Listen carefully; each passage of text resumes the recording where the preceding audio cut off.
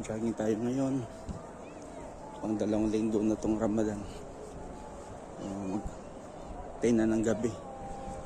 Pababa tayo ng kinain natin. Jogging muna tayo ngayon bago matulog. Pag uwi, dessert na lang. So, buti nilawan na nila tong football field nila sa labas. Yan. So, nag-jogging na rin. Pababa ng mga kinain. Inilawan nila. So, maganda sa gabi mag-jogging.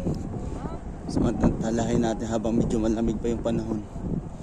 Kung kami nagliligo pa doon sa open pool nila.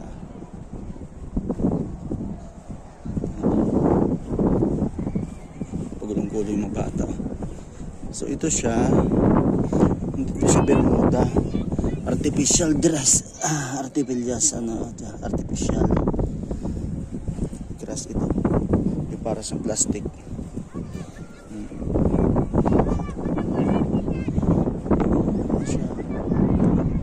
Ang daming tao. Lalo pa may dadami yan.